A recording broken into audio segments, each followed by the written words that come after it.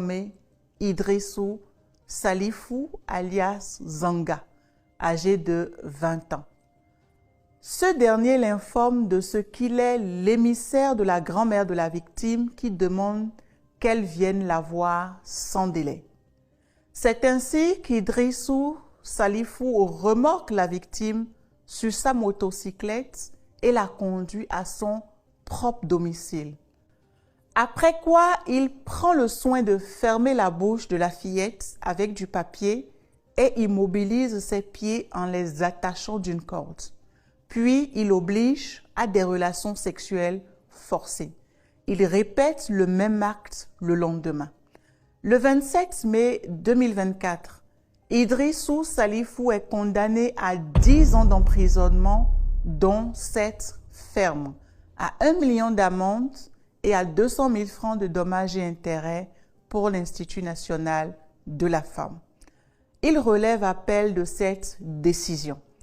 Connaissant de l'affaire en deuxième instance, la criette retient contre le prévenu l'infraction d'atteinte sexuelle sur mineur de moins de 13 ans.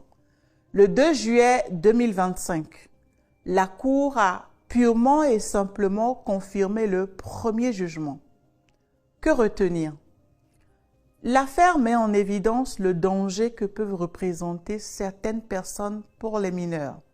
Le stratagème utilisé ici par le prévenu semble comme un appel à la vigilance, nécessaire en particulier quand il s'agit des enfants.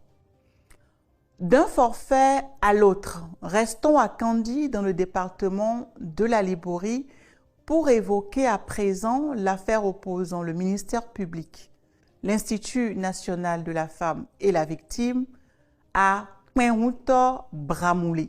Le samedi 29 juin 2024, la victime, une mineure âgée de 12 ans, se rend en compagnie du nommé Kmenwoutor Bramouli, 25 ans, au domicile de ses parents pour montrer au prévenu un panneau solaire que ce dernier a exprimé le désir d'acheter. Une fois dans la dite maison et seul avec la victime, le nommé Kmenwoutor Bramouli l'a maintenu de force et lui a imposé des relations sexuelles forcées. Le 20 novembre 2024, il est condamné à 10 ans d'emprisonnement ferme, à 1 million d'amende, à 500 000 francs de dommages et intérêts pour la victime et aux francs symboliques à verser à l'Institut national de la femme.